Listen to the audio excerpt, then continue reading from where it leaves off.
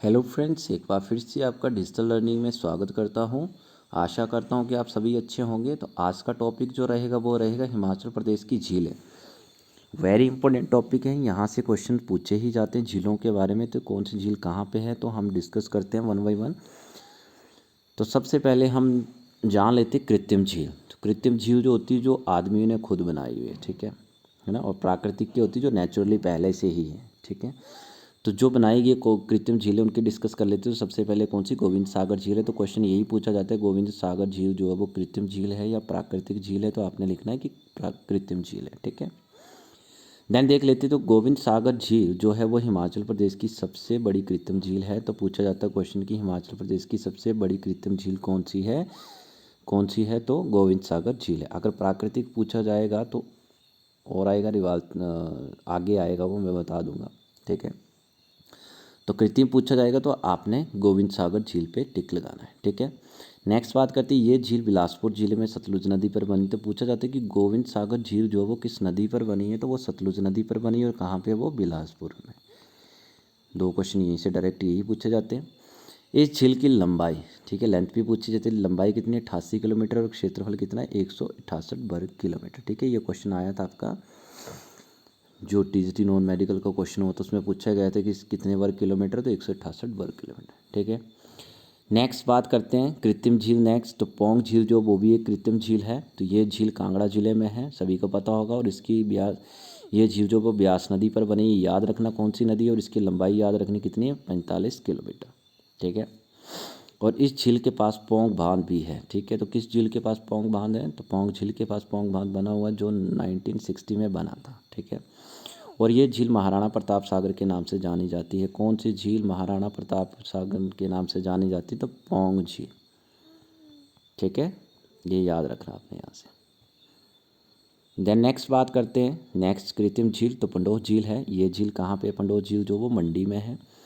तो direct question पूछा जाता है कि पंडोह झील कहाँ पे, मंडी में है। और ब्यास नदी पर ये जो वो बनी हुई है, ठीक है।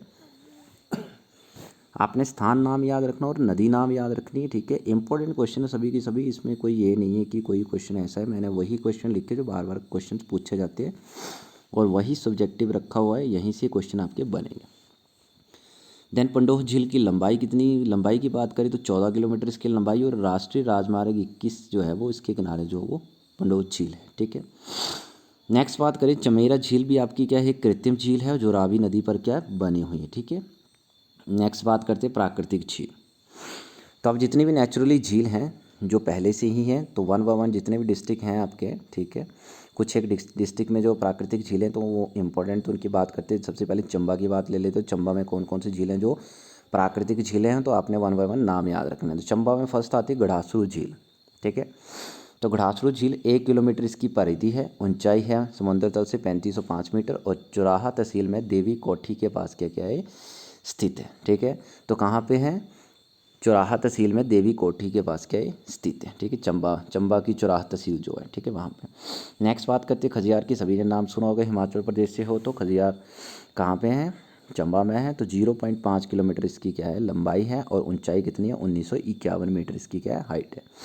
देन नेक्स्ट बात करें तो खजियार को हिमाचल प्रदेश का स्विट्ज़रलैंड कहा जाता है। तो ये क्वेश्चंस काफ़ी टाइम पूछा जाता है। लोअर जो एग्ज़ाम्स होते हैं आपके पटवारी का, पुलिस का हो गया, ठीक है। जितने डिवीजन्स के लोअर एग्जाम के क्वेश्चन होते हैं वहाँ पे बड़े में भी पूछा जाता है, सब पर इतना ईजी नहीं देंगे, पर छोटे में पूछा जाता है कि खजियार को हिमाचल प्रदेश का क्या कहा जाता है, स्विट्ज़रलैंड, ठीक है। और इससे ये नाम किसने दिया था, खजियार को स्विट्ज़रलैंड का नाम किसने दिया था, पी ब्लेजर ने दिया था। और कब दिया था, 7 जुलाई 1952 को दिया था, ये भी याद रखना है। देन ये विश्व का 160वां स्थान है जिसे मिनी स्विट्ज़रलैंड का दर्जा दिया गया, ठीक है।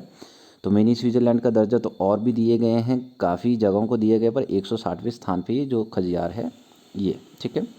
नेक्स्ट बात करें तो ये स्विट्ज़रलैंड की राजधानी बर्न से, जो स्विट्ज़रलैंड की राजधानी बर्न, ठीक है, वहाँ से कितना किलोमीटर दूर है ये खजियार जो वो 6194 किलोमीटर दूर है, ठीक है, ये भी याद रखना है। देन नेक्स्ट चंबा की झील की बात करें प्राकृतिक, तो लांबा झील है जिसकी ऊंचाई 3962 मीटर है। और इस झील को 7 झीलों का समूह भी कहा जाता है। तो वेरी वेरी इंपॉर्टेंट है ये, किस झील को 7 झीलों का समूह कहा जाता है, तो लांबा झील को कहा जाता है, जो भरमौर उपमंडल में कहाँ स्थित है, ठीक है। नेक्स्ट बात करें चंबा की, तो मणिमहेश झील सभी ने सुना होगा, ठीक है। तो ऊंचाई कितनी, 3950 मीटर इसकी ऊंचाई है और ये कैलाश पर्वत के ठीक नीचे स्थित है। सभी गए होंगे बच्चे जो हिमाचल प्रदेश में हैं, काफ़ी बच्चे गए होंगे वहाँ पे। देन नेक्स्ट बात करते चमेरा, ठीक है। अब चंबा की तो मैंने यहाँ पे लिख दी है, वैसे तो ये कृत्रिम झील है, मैंने लिख दी है, ठीक है, प्राकृतिक नहीं है, बट मैंने यहाँ पे चंबा के पोर्शन पे इसको लिख दिया, ठीक है। कृत्रिम झील है जो रावी नदी के पास बनी हुई है, ठीक है। देन नेक्स्ट बात करते हैं महाकाली झील, तो ऊंचाई इसकी 3657 मीटर है और देवी काली को ये क्या है, समर्पित है। तो महाकाली से ही देवी काली को समर्पित है और ये चुराह तहसील के पास खुंडी में चाजू पंचायत में क्या है, स्थित है, ठीक है।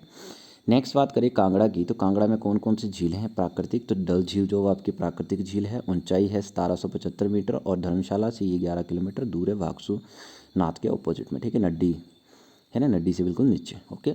करेरी झील की बात करें तो ऊंचाई इसकी 1810 मीटर है, ठीक है।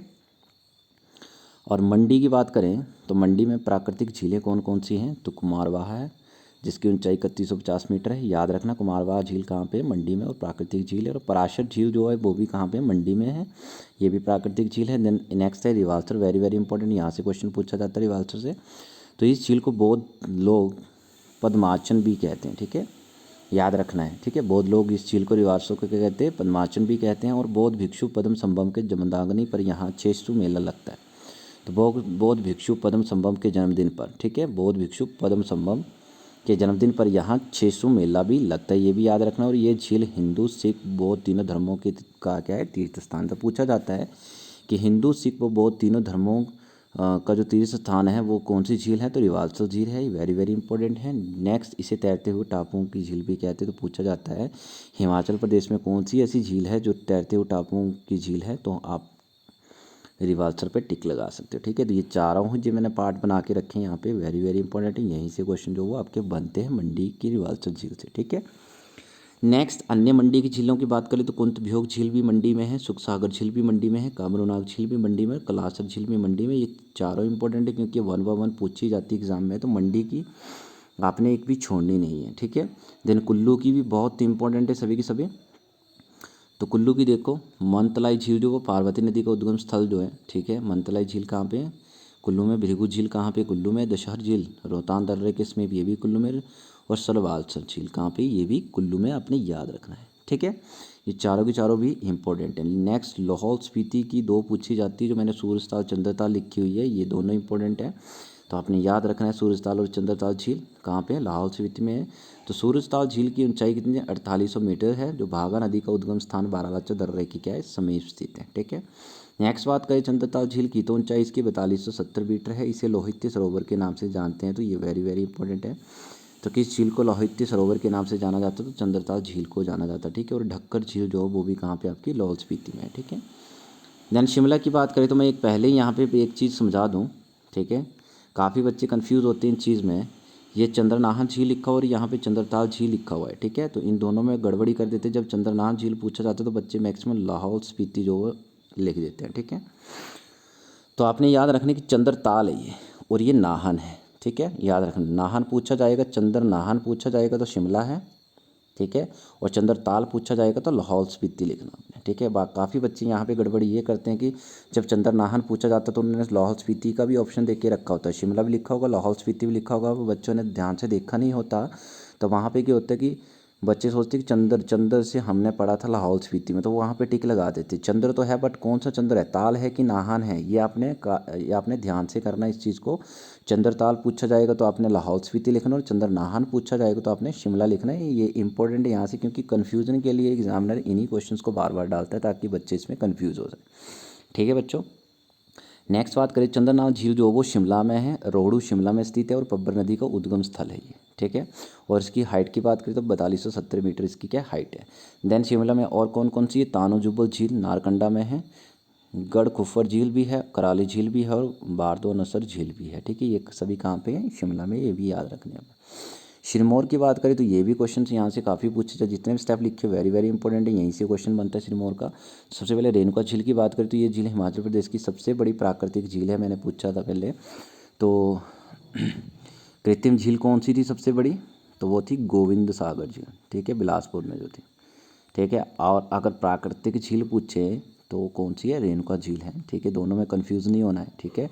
इसे भी एग्जामिनर बार बार देता है क्वेश्चन को, ठीक है। प्राकृतिक झील पूछ लेगा वो, ठीक है, सबसे बड़ी, उसमें गोविंद सागर झील का ऑप्शन भी दे देगा, ये रेणुका झील का ऑप्शन भी दे देगा, ठीक है। बच्चे कंफ्यूज हो जाएंगे कि बड़ी झील तो हमने गोविंद सागर पढ़ी थी, पर कौन सी है वो, प्राकृतिक है कि कृत्रिम है, क्या पूछा गया है वहाँ पे। तो ये आपने खासकर ध्यान रखना है, यहाँ पे कृत्रिम और प्राकृतिक में कंफ्यूज नहीं होना। कृत्रिम जो लोगों ने बनाई और प्राकृतिक जो पहले से बनी है, ठीक है, मैन मेड जिसको बोला जाता है, आदमी के द्वारा बनी हुई, ठीक है। तो प्राकृतिक पूछा जाएगा तो रेणुका देना आपने, ठीक है। प्राकृतिक रेणुका सबसे बड़ी है और कृत्रिम कौन सी है, गोविंद सागर झील सबसे बड़ी। तो ये क्वेश्चन पहला ही ये पूछा जाता है। नेक्स्ट, 2.5 किलोमीटर लंबी है और इसकी आकृति सोई हुई स्त्री जैसी है। तो किस झील की आकृति जो है वो सोई हुई स्त्री जैसी है, तो रेणुका झील की। अब रेणुका कौन थी, तो रेणुका भगवान परशुराम विष्णु के जो छठे अवतार थे उनकी क्या थी, माता थी। ये भी पूछा जाता है क्वेश्चन कि रेणुका कौन थी, परशुराम, भगवान परशुराम जो विष्णु के छठे अवतार थे, भगवान परशुराम, उनकी क्या थी, माता थी।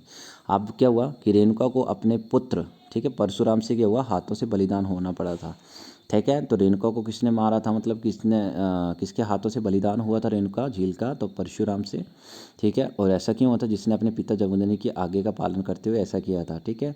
मतलब परशुराम को उनके पिता ने बोला, ठीक है, तभी उन्होंने क्या किया, उनका बलिदान दे दिया, ठीक है, मतलब आज्ञा का पालन करते हुए, ठीक है, किसके, परशुराम के पिता जमदग्नि की आज्ञा का पालन करते हुए, ठीक है।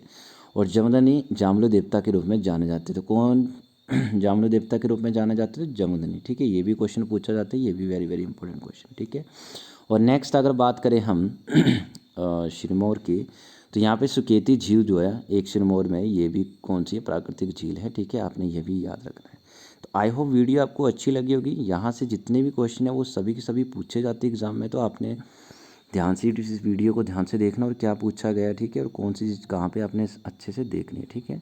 तो आई होप वीडियो अच्छी लगी होगी तो लाइक कर देना, कमेंट कर देना, चैनल को सब्सक्राइब कर लेना, ताकि जितनी भी आने वाले आगे वीडियोज़ है उसकी नोटिफिकेशन सबसे पहले आपके पास पहुँचे, ठीक है।